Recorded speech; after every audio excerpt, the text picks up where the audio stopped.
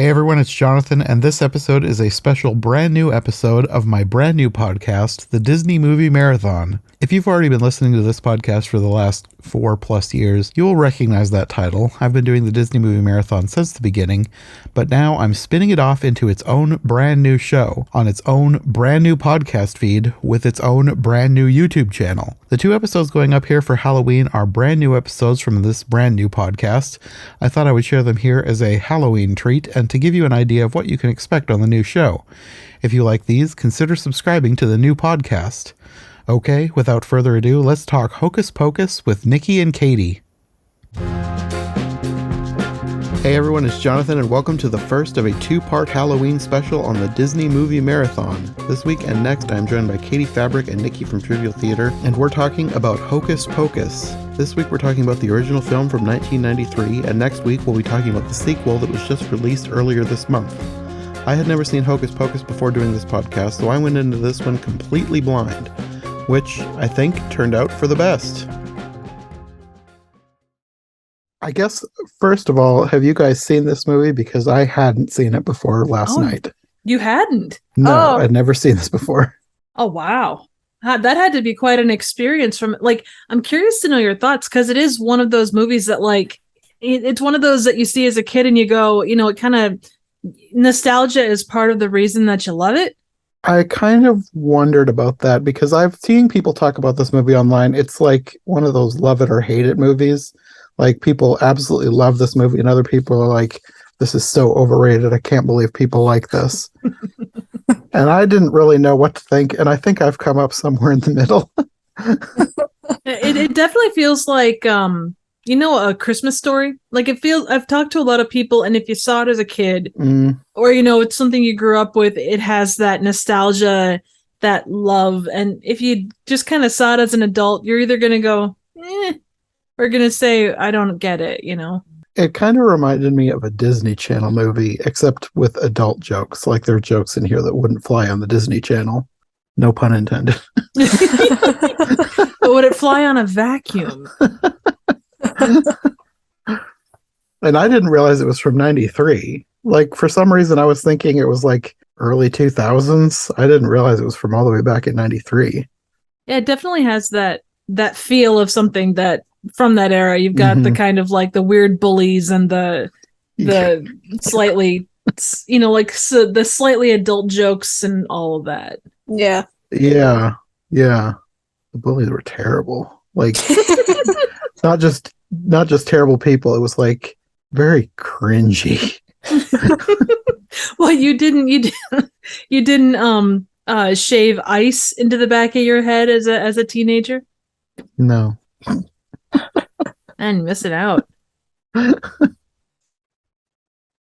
What about you, Katie? Had you seen this before?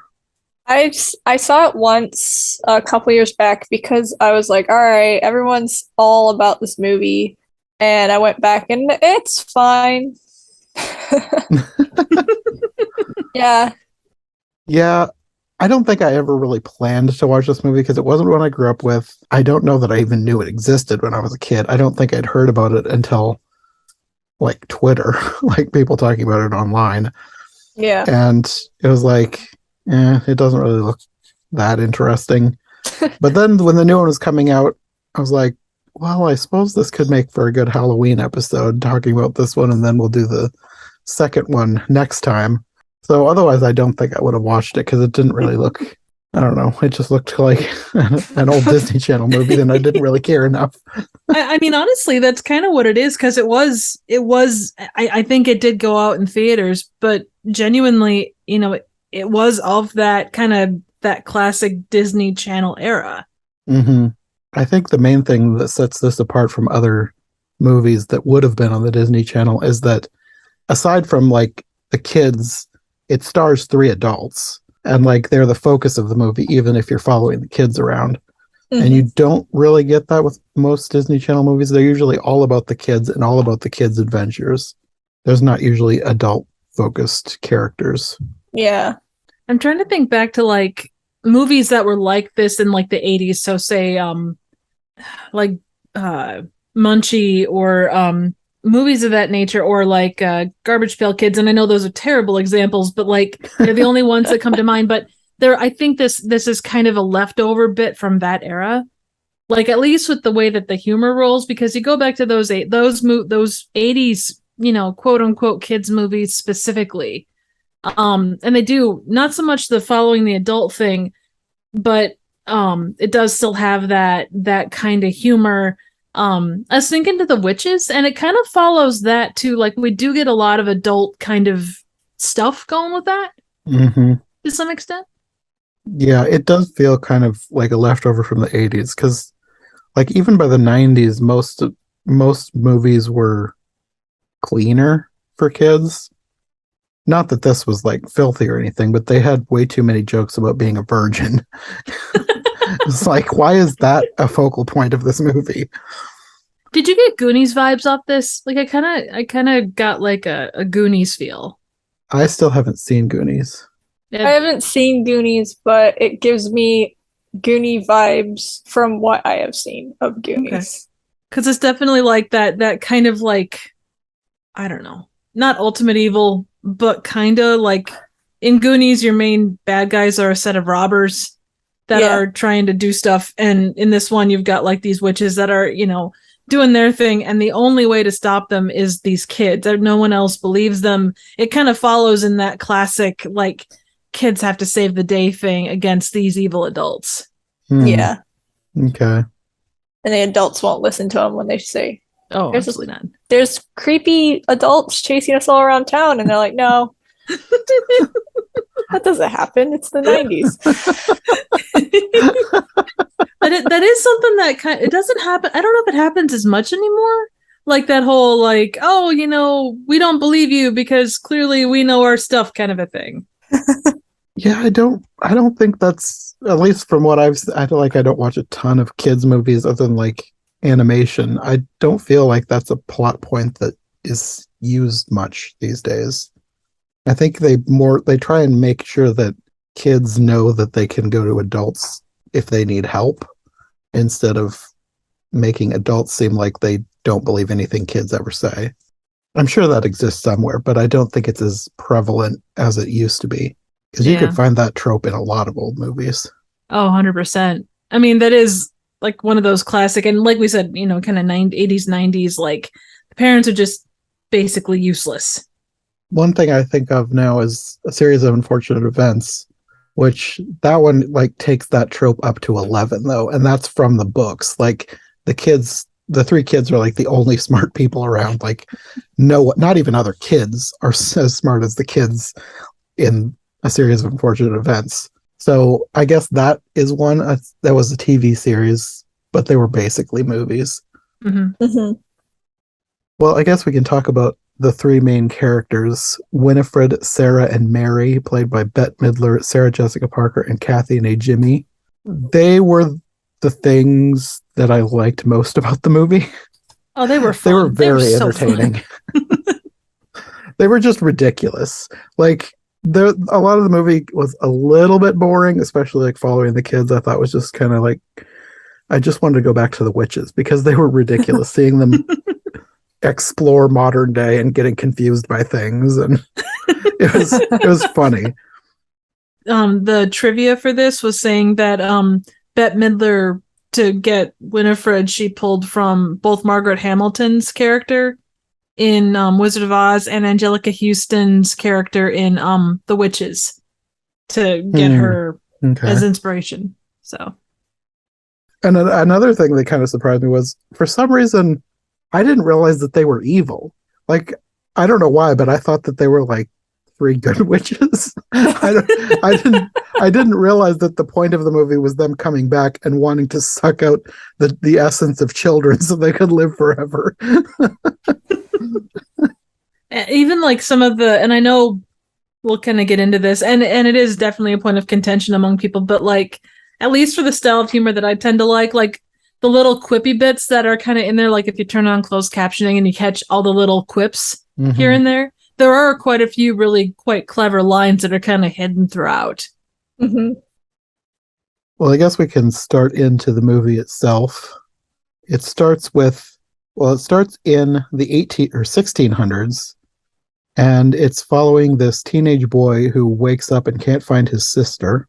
And he goes outside, and his friend points out this plume of pink smoke off in the distance and says, "Look, they conjure." I don't know why the pink smoke seemed very out of place, but I guess magic, whatever. Well, they got the red, green, and purple kind of motif going. Yeah, so you couldn't they're very use one of those colorful witches. Very much. They definitely had like kids in mind when they were kind of like working on color palettes from that perspective. But his sister was led away by one of the witches because they want to suck out her essence so that they can get de-age themselves. I don't think that taking her will make them live forever, but she's like the first step. Like they have this whole plan to steal a bunch of children and then live forever. I mean, that is kind of, the ideal dream, you pick up one kid, you experiment to make sure that they work, and then you pick up a bunch of kids and, you make it happen. Classic. Sounds slightly unethical, but okay. Oh, come on. You and your old school, morals and stuff. You know full well that if you found a book of, with a giant eye on the front of it that was sewn from human skin and answered to the name book, you would do that same thing. I don't know what I would do if I found a book that looked at me. That would be very strange. It was definitely pulling Evil Dead Necronomicon, not as scary, but definitely that whole feel. Yeah.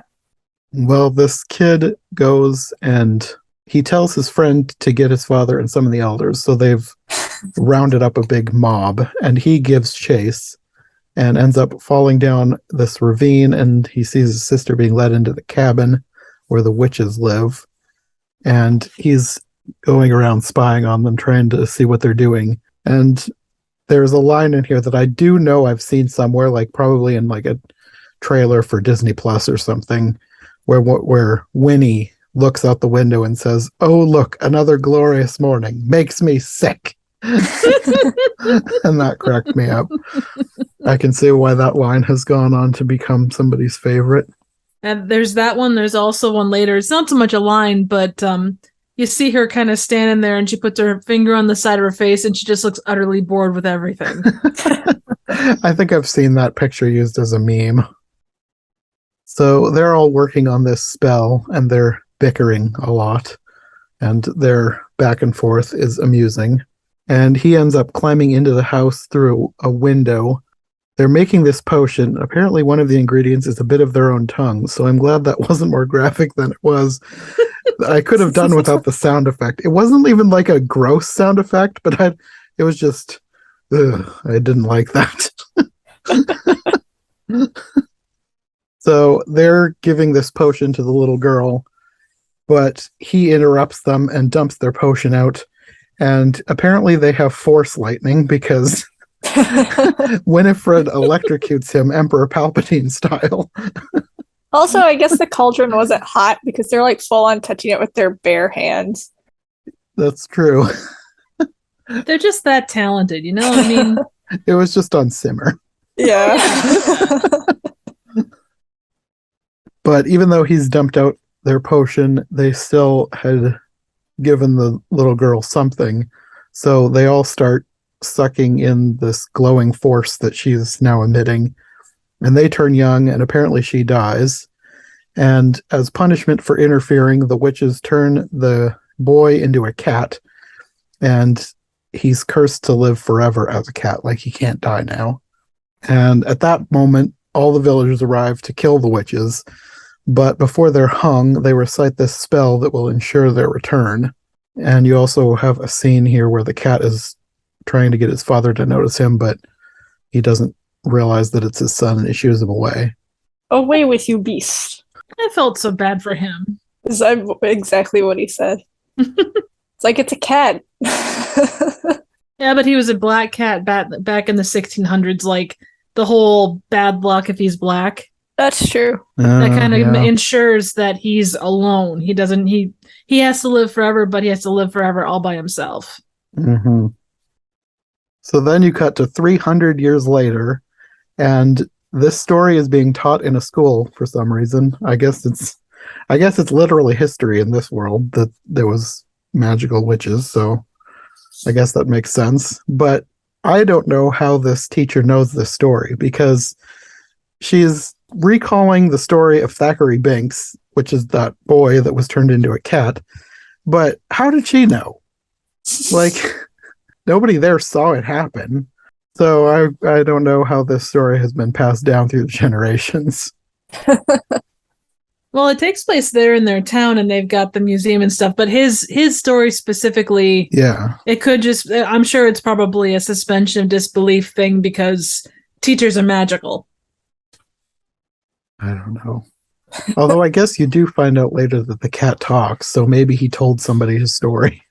You know what? It makes as much sense as anything in a Disney movie. So this teacher tells her students that this cat still guards the witch's house to prevent anyone from bringing them back to life. And there's a new kid in the class, Max, and he's scoffing at this story. And apparently he's from California, which means he's too cool for Salem or something. And he's acting all cool, trying to say, like, Halloween was invented by the candy companies. And this other girl, Allison, is like, I don't know, schooling him, like saying, oh, it's actually based on All Hallows Eve, the one night a year that the dead can return to Earth. And all the other students are like cheering her on. And they are very protective of their holiday, because this is Salem, I think. Yeah. And apparently Max likes this, so he asks her out for some reason, even though she just totally schooled him. And after school, Max rides off into the woods through a graveyard, and he meets two kids who are desperately trying to seem cool. They want cigarettes because I guess all edgy teenagers in the 90s wanted cigarettes. But Max doesn't have cigarettes, so they steal his shoes. And this is those two kids we were talking about earlier, Ice and what was the other one's name? Ray? Another one-syllable word. Yeah. Maybe it was Jay. Either way, they were my least favorite characters. They were so annoying. He goes home and his mother notices his missing shoes, but his dad dismisses it as some form of protest, which was really dumb. But it seems like something that a stereotypical 90s teenage parent would say. Oh, yeah. Oh, kids these days, they're protesting something. Well, and you think about those parents, they would have been protesting in the 70s, so. Max goes upstairs and creepily starts cuddling his pillow, calling it Allison. Yeah.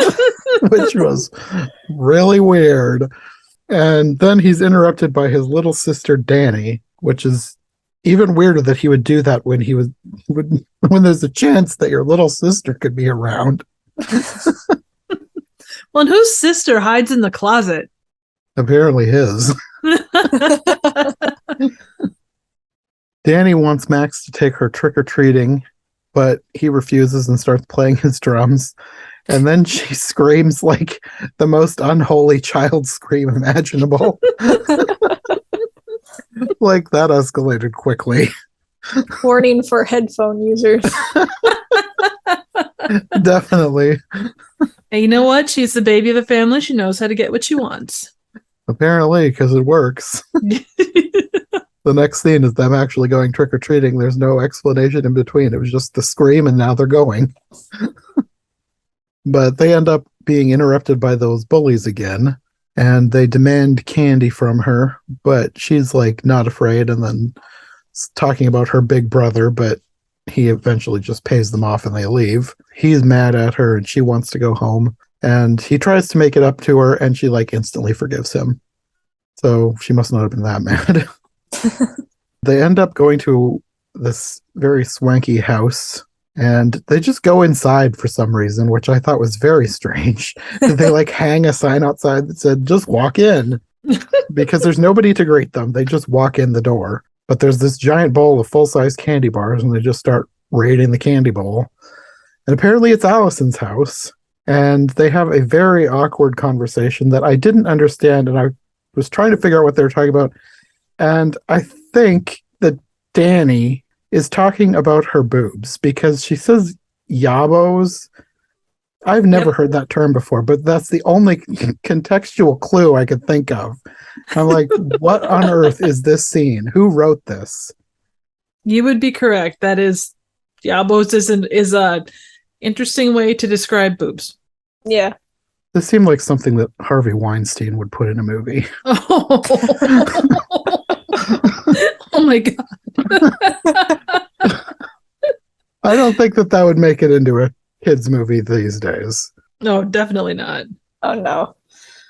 So then they have a conversation about the Sanderson sisters, and apparently Allison's mom used to work at the local museum before it was shut down because a bunch of weird stuff happened in there, which she doesn't really elaborate on. Do they ever? No. No, It's I don't weird. think so. They just abandoned it. And I didn't realize that they were talking about, like, they made a museum out of the actual old house. So they go back to that old house, but it looks like it's been abandoned since the 1600s because there's spider webs everywhere. And I was very confused when Allison said that there should be a light switch around there. I was like, this was from the 1600s. Why would you think there's a light switch? But there was. And Max also finds a Zippo lighter, which wouldn't have existed then either. So I think it's just something left behind by a museum goer. I don't know. Yeah, it's like the museum just like they're like, we're shutting you down. You can't clean up or anything. Apparently. It was strange. I guess they turned the house into a museum and then abandoned it again.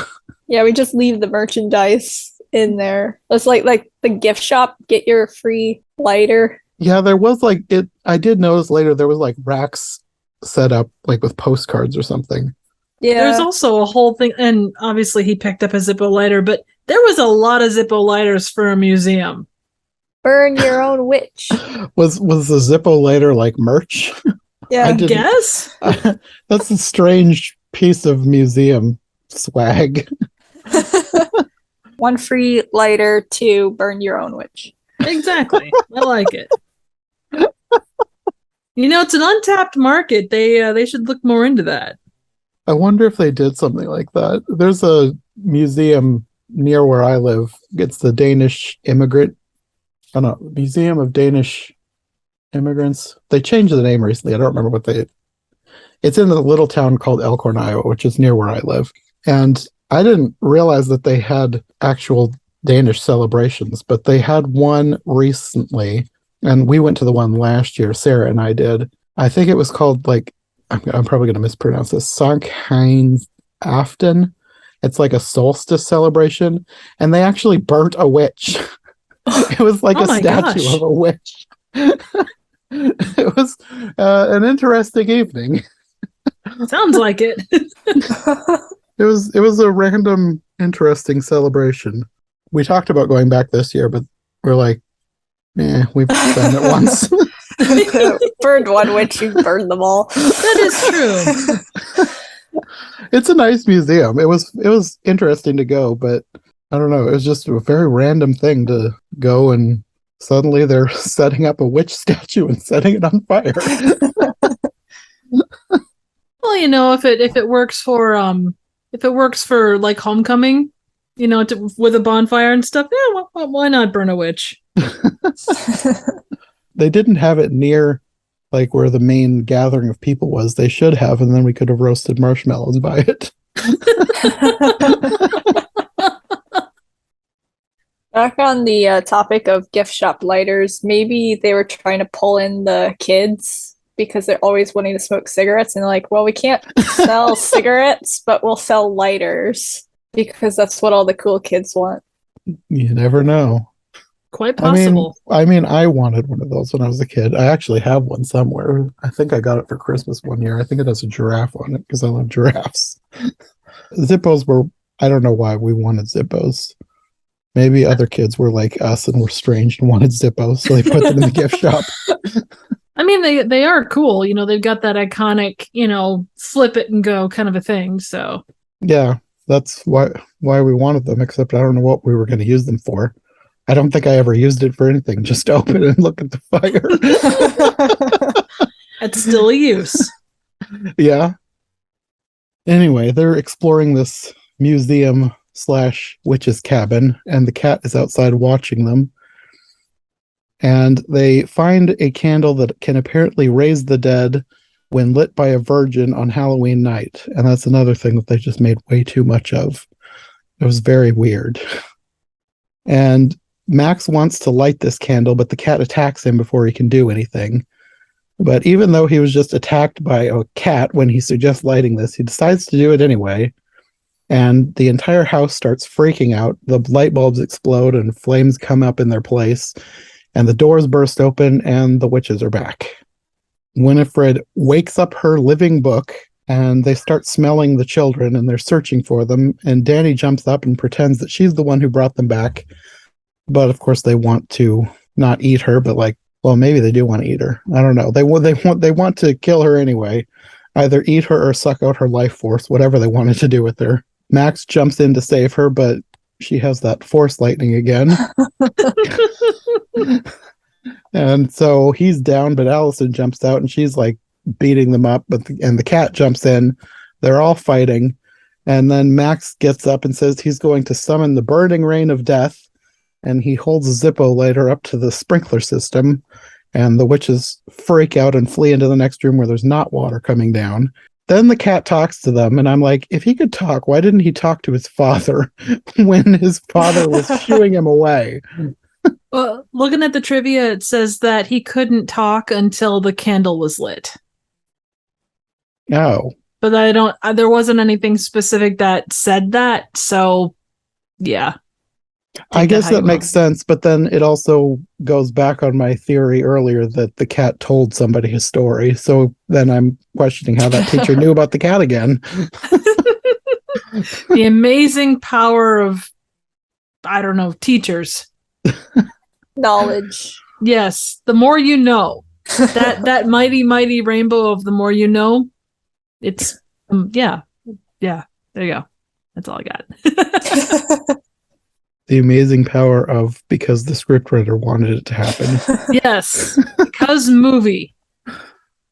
So the cat tells Max to get this spell book, and the witches are screaming as he's stealing the book, but they don't move because burning rain of death. And they run out of the cabin, and they're all moaning, trapped in the other room, until one of them decides to taste the burning rain of death. And she declares that it is but water. And then her sisters start drinking and declare it most refreshing. They're the main reasons why this movie was entertaining. Their interactions with all the modern things. But that's one thing too. Any of these movies, it's always the entertaining villain that makes a movie good. In a lot of these cases when it comes to these kinds of movies. Yeah. I mean, a lot of Disney movies, they're more famous for their villains. The villains are more popular than the heroes in some cases. And I think because they get that chance to be bad, even something like Cruella, the movie, it was such you look at it as, it's, movie about what it's about. But then it's you get Cruella and she's an entertaining character and she's engaging. Mm-hmm. And she's got that dark funny going on. And yeah. Well, the dark funny is what gives these characters their appeal, I'm sure. That's what it gave them appeal for me anyway. So they chase the kids, but then they get distracted by the road because it's pavement, which they would have never seen before. That's pretty good. And then there's a fire truck approaching, probably because of the sprinkler system going off, and they run away screaming, which is probably the funniest thing in the movie to me at that point. I don't know why. That just cracks me up. Screaming away from the fire truck. The kids end up getting into town to an old cemetery, which is apparently sacred ground where the witches can't go. He takes them to the grave of Billy Butcherson, who's apparently Winifred's dead lover, who she found with her sister Sarah, so she sewed his mouth shut. With a dull needle. Apparently. Ouch. Did she kill him right after that, or what? Or Yeah, did she poisoned him too. Oh, Yeah. okay. What a way to go.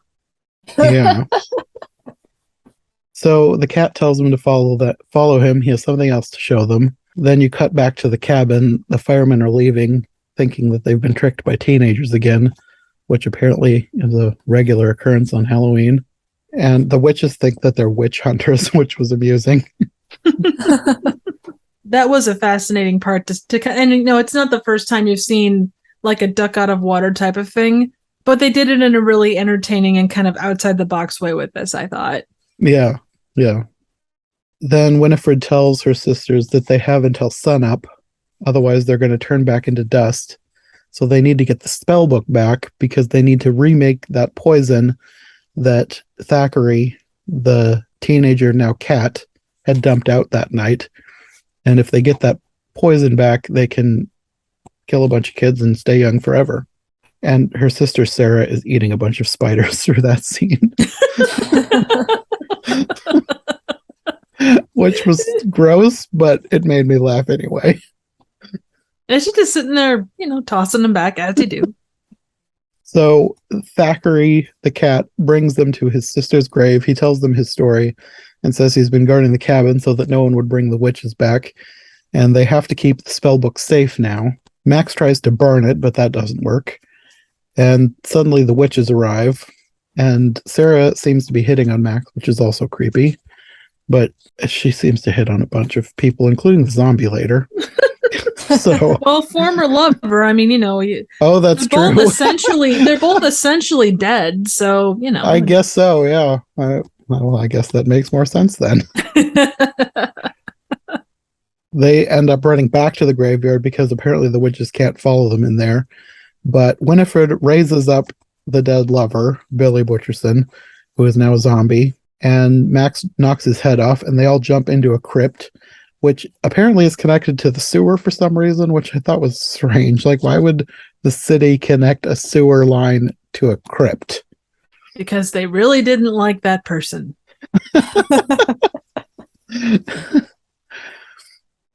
So Winifred sends Billy down the hole after them, and he's to bring them back to her.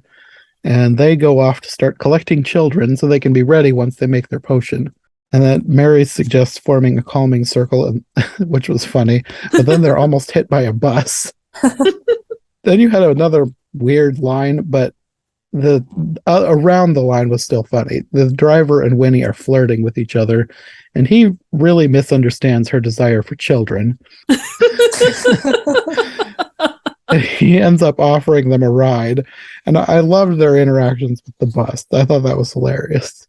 Would you consider this the humor in here kind of similar to what Shrek does? Like it has that kind of multi-layered humor to some extent? Maybe a little. I think Shrek is more, well, I don't know. Because you have lines like, when they have the giant castle and... Farquaad. Yeah, Farquaad. Lord Farquaad. Like, and Shrek goes, that's a big castle. You think he's compensating for something? Like, there are several lines kind of like that. Yeah. I guess so. I would say that Shrek, it's a little more innuendo-ish than this, because this seems more overt. That is true. I mean, I guess this one is more innuendo, but there's a lot of stuff that really isn't. Like, they just straight up making jokes about virgins throughout this whole movie, so it's not like couching it in innuendo like Shrek does. I don't think Shrek really makes any overtly dirty jokes, does he? Like, I haven't watched Shrek in a while, so I don't remember for sure. I guess not really. Like, it's depending upon where you're at, and a kid might go, Dad, what does he mean by whatever the joke is? But yeah, I think you're right, actually. You also have a scene with this bus as the kids are coming out of the sewer. The bus runs over the cat, but he's fine. He reinflates. And the witches all get off the bus at a house full of trick-or-treaters, and you can see one dressed as Mrs. Potts, which cracked me up. It was like corporate synergy there. And I liked the scene where a little angel child says bless you to Sarah, and she's like screaming in agony. Well, and even just the fact that they can smell kids, but they can't see kids because they're all masked up. They think they're goblins or something, or gnomes. I don't remember what they called them, but they don't think that they're children. At first, they realize later that they're all wearing costumes, but they're confused. But then you get this old guy dressed as the devil, and it's Gary Marshall. I was not expecting a Gary Marshall cameo in this movie. That scene, that when they first see him, is hilarious. They're screaming, "Master!" I'm not sure why they think it's their master, because I'm assuming that, well, obviously they think that he's the real Satan, but like, if they have actually seen Satan, you'd think that they would know that Satan doesn't look like an old man in pajamas. Unless he does, who knows? I would say that's probably what Satan actually looks like. That, or, they've been away for 300 years. Even Satan probably ages. Yeah, exactly. It's the 20th century. You got to chill a little bit, Okay, I like this. That's now my headcanon. He settled down. He got himself a Mrs. Satan, Yeah. And I think his wife is actually played by his sister. I'm pretty sure that I read that was his sister, Penny Marshall. Like, it could have been. Let's see. I'm not seeing a Mrs. Satan. On IMDb, she's credited as the master's wife, and it says Penny Marshall. Oh, wow. Oh, wow. I didn't even recognize her. Younger sister of filmmakers Gary Marshall and Ronnie Hallen. But anyways, they get invited into the devil's house, and then some children come by dressed as them, like exactly like them. Like whoever made the history pictures of the witches was like extremely detailed and correct on their costumes, because those kids were dressed exactly like them. And they steal all their brooms. And I think that they fly away, because it sounded like the brooms were taking off camera. And like they never come back, so you just assume they're living their best life. And that does lead to a super fun scene later too. And now I'm wondering where those little girls went. Let's see. Just fly off, and now they're up in the sky forever. They found their way to the Willy Wonka factory, and they took ownership of it, and they're now running it. Okay. Profits are up like 95%. The real witches would be unhappy with this because they hate candy, apparently. Yes. While all this is happening, the kids go and they try to get a police officer, but he's not actually a police officer. He's just a guy in a costume, and he still pretends to be a police officer, which seems illegal. It's Halloween. I mean, the rules are relaxed on Halloween.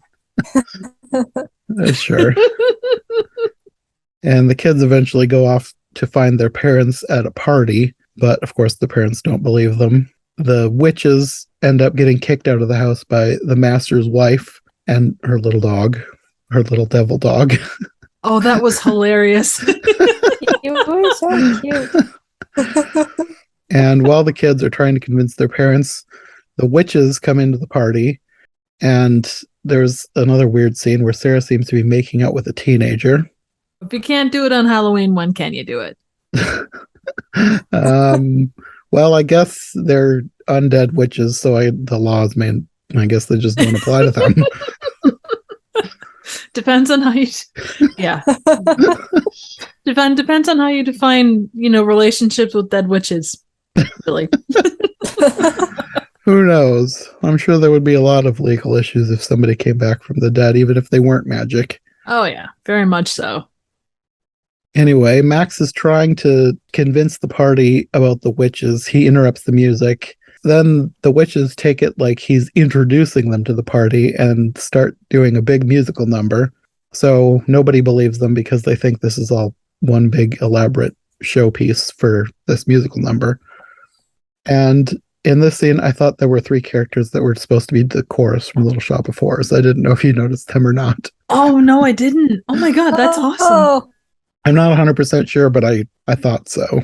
They were kind of off to the side. That would make sense. And I'm sure if you looked in the background, there would probably be all kinds of little nods here and there. Mm-hmm. Probably. I'm sure there was lots of costume Easter eggs that I didn't notice. I mean, you caught the Mrs. Potts one, so that's you're one of That them. was like the most obvious one.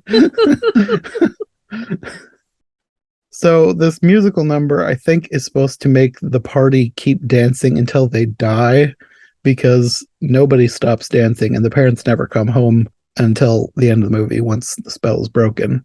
So, great workout, though. I guess so. All you need to lose weight is get cursed by a witch. The kids end up luring the witches away into the school, and they lock them in a kiln and light it. And the witches scream in agony while green smoke plumes out of the school. And the kids run away thinking that they won. And Doing cartwheels. I was like, that was too easy. Like, yay, murder. They were quite happy after they killed the evil villains. Is it murder if they were already dead, though? The age-old question. Chicken or egg levels of philosophy going on here. The kids all end up going home and getting into bed together, the cat included. Thackeray tells Max how much he misses his sister and that he should take good care of Danny. And at this point, this is right before they went and got into bed, he's going to leave, but then they decide to adopt him, so now he's going to be their cat. Aww. But then you cut back to the school, and all the green smoke is getting sucked back into the school, and the witches burst out of the kiln. You also have a scene here with the bullies. They're apparently TPing houses and talking about wanting to be peeping Toms. And they end up insulting the witches, and they capture them and put them in bird cages. The kids end up waking up at 5 a.m., and they realize that their parents aren't home yet. And Allison's going to go home because her parents are going to kill her because, obviously, it's 5 a.m. She's leaving, but then they start talking and decide that they're going to try and help the cat turn back into a human using the book. At this point, the witches have basically resigned themselves to death, but they look out and see that the kids, while looking in this book for a way to turn the cat back to human, have lit up the sky with a beacon as they're reading. So the witches grab a broom, a mop, and a vacuum and fly off to get the book. I love that part so much. It made me wonder if that's where the show Sabrina the Teenage Witch got the idea to have the witches ride vacuums. Makes as much sense as anything. Because all that stuff comes from something else. Yeah. So they're reading the book, and they read that they can protect themselves with a circle of salt, but the cat interrupts them before they can get very far in it. But, of course, the witches are already on their way. But by the time Max and Allison go for the salt, the witches have already captured Danny and got the book back. And force lightning to Max again. Yes. The rule of threes. 3 force lightnings per film. Yes, the witches attack them, and Allison scatters salt around, but it doesn't really stop them. And they explode out of the house, they literally explode part of the house as they leave, taking Danny and the book with them. It is a really cool house. Yeah, there must have been a thing in the 90s with having people live in cool houses, because it didn't look anything like it, but it reminded me of the Home Alone house. Oh, yeah, 100%. It's got that cool, weird thing going. It's slightly higher than upper middle class, maybe. Yeah. Just really nice. Not a mansion, but really nice. All kinds of places to hide and, Yeah. And scare your brother and say, "Woo, you're making out with Allison." You're creepily making out with a pillow. So Sarah starts singing "Come Little Children," which is apparently a siren song for children, and all the children of the neighborhood start zombie walking towards them and following them back to their house. And Allison tells Max that somewhere in their battle, she heard the witches say that they had until sunup to save themselves. And then there was a weird line about wanting to make the sun come up faster, which I was like, just distract them until the sun comes up. You don't need to make the sun come up faster. And I think they were doing that to set up a joke about daylight savings time, but it also didn't make sense because when they get back to the house, he bursts in and tells them that it's daylight savings time, and then the sun like instantly comes up behind him and the witch is screaming run away. But like they should know that that's not the sun. It was headlights on a car. It was like, I mean, yeah, the witches are kind of dumb, but it didn't seem like they were that dumb. And like I said, the bullies were there in bird cages, so Max steals his shoes back and he kicks over their brew. And the witches realize they've been tricked again, but there's still a little bit of potion left, enough to kill one kid. And Winifred wants Danny because Danny called her ugly earlier. And I was thinking, you literally have a horde of children walking towards your house. You're postponing your inevitable death by focusing on one child, when you could take one of these. Not that I want a child to die, but would have been a lot simpler to steal one of these kids that you already have rather than going after this one that you can't have. Well, yeah. It's like chasing that girl or that guy that that your heart desires after. She needed Danny because I don't know, fool's revenge. Errand or something. Yeah, revenge. Revenge is a dish best served over an open cauldron that isn't too hot. Yeah, that was kind of the point. I think that was her downfalling, that she decided to focus on revenge instead, because the other sisters are like, we got all these other children. She's like, no, I want that one. Yeah, well, it is what ends up doing her in.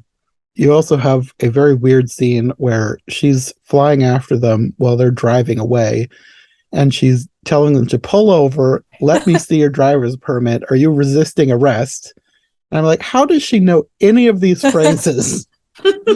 She studied up in the 1600s. Well, you see, it's not known by many, but they did actually have driver's licenses back in the 16th century. It was for goat carriages, not for cars the way we know them today. Okay, I suppose that makes sense. The kids end up making it back to the graveyard, but they're stopped by the zombie. Max has a pocket knife, which Billy, the zombie, uses to cut his mouth stitches, and he starts insulting Winifred, saying that he's been waiting centuries to say all that to her. And he's now on their side. One kind of fun thing about this part, so the guy that played Billy was Doug Jones, who does a lot of like character stuff. Super skinny. Yeah. He's an amazing actor. But he actually had, like, there's a part of that scene where moths come out of his mouth, and he had live moths in his mouth. Really? Yeah. I'm not surprised, but also that's gross. Yes. Well, they had some kind of they described it as like a latex like pocket inside of attached to his dentures, so they wouldn't so he wouldn't swallow them. Okay, so that makes it a little bit better. Yeah, so they weren't in his mouth. They were like in his mouth in like a bag thing. All I could think of is that they were crawling all over his tongue, and that's disgusting. Ooh. But the bag would have prevented that, so that is better. Yes. The kids end up putting Danny into Billy's grave, and Allison pours salt all around them. The witches fly in on their cleaning instruments. I guess the rules of the sacred ground only applies to the ground. Like, they can fly above it, I guess. It wasn't 100% clear, but that seemed to be the rules. Is it weird that I hope that one of them shows up on a Roomba in the sequel? That would be great. I can imagine them like standing on one foot with a Roomba, like ice skating around a room.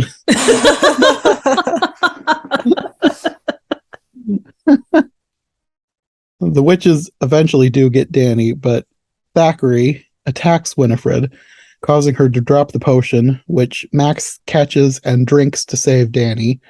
She decides to use him instead, so she flies him up in the air and is trying to suck out his life force.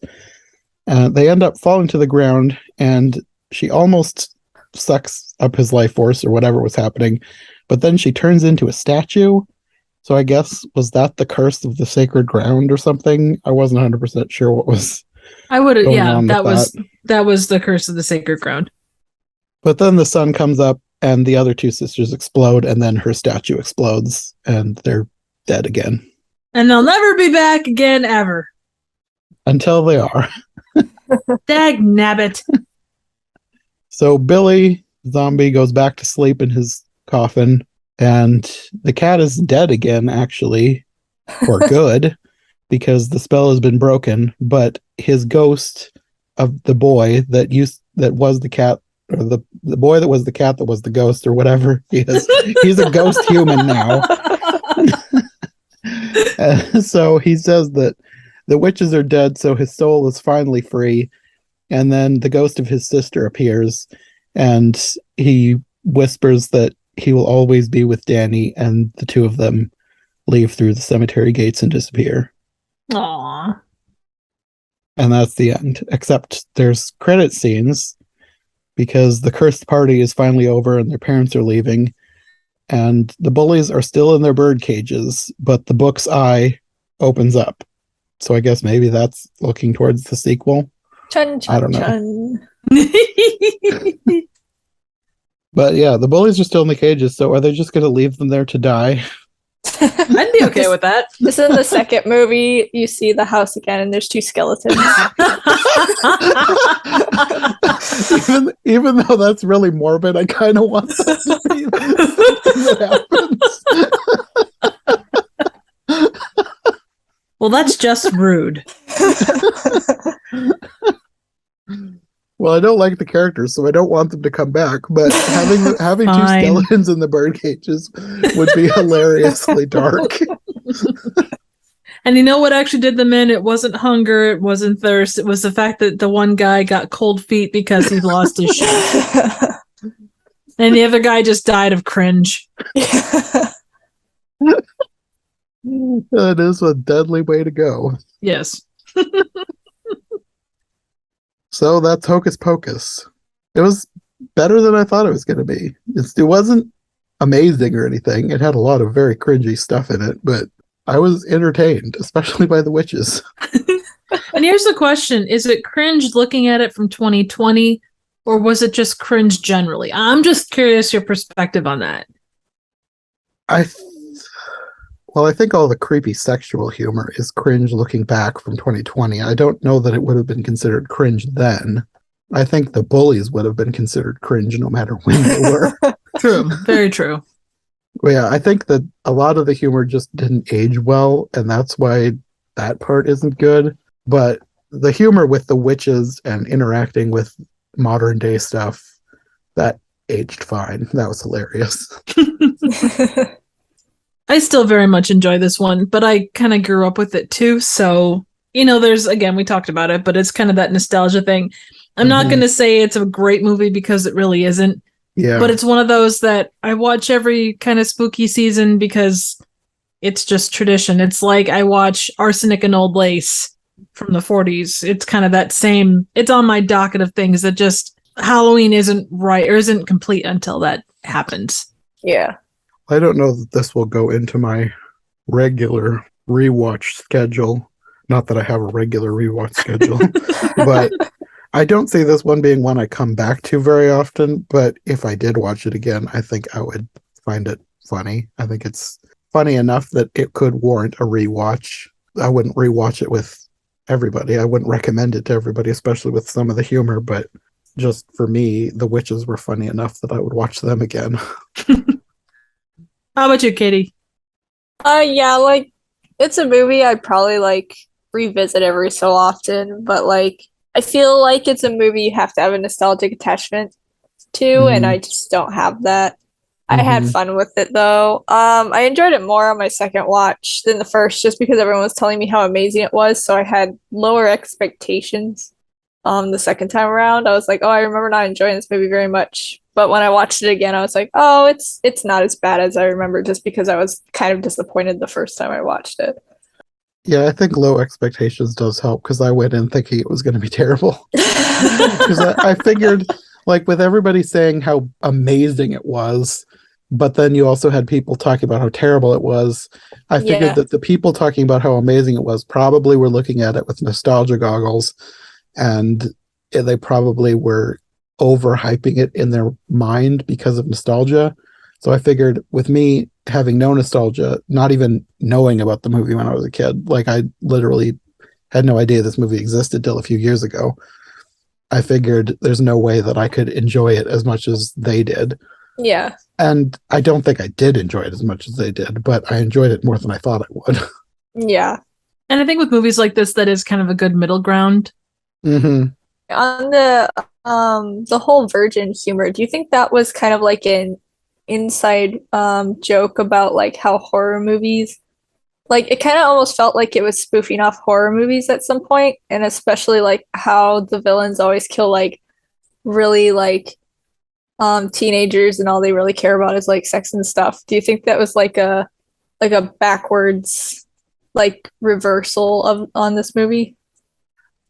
That's kind of how I saw it, because they always talk about it in terms of being a young woman, but having it be a teenage boy instead. I think they were reversing that trope. So in that way, I guess it is clever if that's what they were going for. But they overplayed it way too much, in my opinion. I kind of assumed that they were going with if you think like sacrifice and supernatural forces, it's oftentimes a virgin because of the purity of that. Mm-hmm. Mm-hmm. That's kind of where I went with it. And like the little sister kind of constantly bringing it up, since she kind of poked at him a lot, that's just like the one thing she latched onto. And not to say that it was like, it did get old. It was like when, the third or fourth mention, it's like, okay, But I do think that was like, little sister poking at her brother, like she knows it's the one thing that will set him off, especially in front of this his lady friend, or not lady friend, his, wannabe girl girlfriend that he just met that day. Yeah, exactly. But from that perspective, the virgin thing, that's what I perceived that way, just because there is so much emphasis on like that when it comes to supernatural, like magic-y type things. Mm-hmm. Like that purity of heart that's supposed to come with virgin type of thing. Okay. Yeah. Again, that's it's probably a combination, honestly. Yeah. They probably were going for something like that, and it just didn't really age as well as they probably thought it would. I don't know. It just seemed very weird to be talking about it with kids. I mean, it's one of those things from that era of, well, coming out of the 80s, where that kind of humor was a little more prevalent than it is today. Well, I guess, does anybody have any final closing thoughts? I don't know why, but I really like what they did. Like, for some reason, like Mary's character really stood out as just kind of a fun and kind of a off-kilter type of character.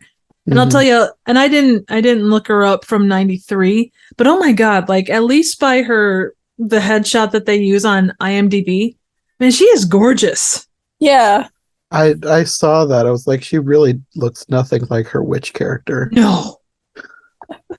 It'll be interesting to see like how because obviously it's been 29 years since that. So, I'm sure that like the way she looked then versus now, it's probably night and day. But yeah, I'm just be interested to see how her character translates in that respect.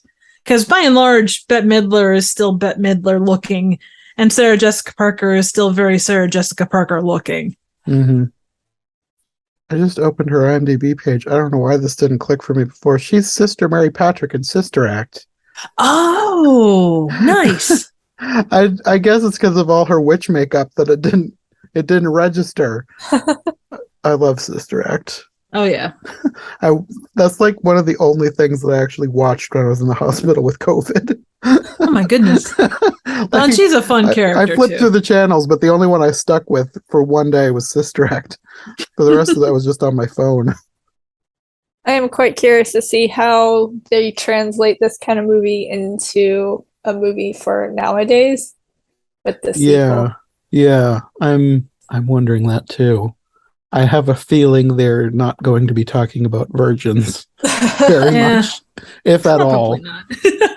Well, and how many? Because I said that Thorna Birch was scheduled to come back, but there was conflicts, like just scheduling conflicts. I would wonder, but besides the Sanderson sisters, who's all going to be back?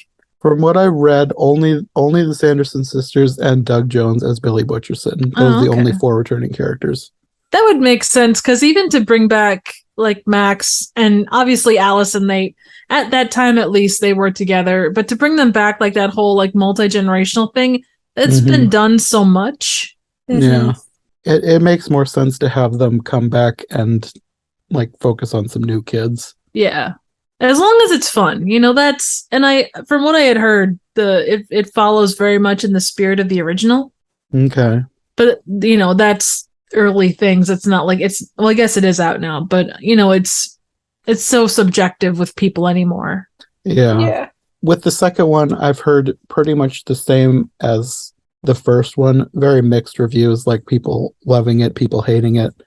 So I have a feeling I'm probably going to come somewhere in the middle like I did with the first one. I can't imagine that it'll be something that I hate. I think it'll just be fine.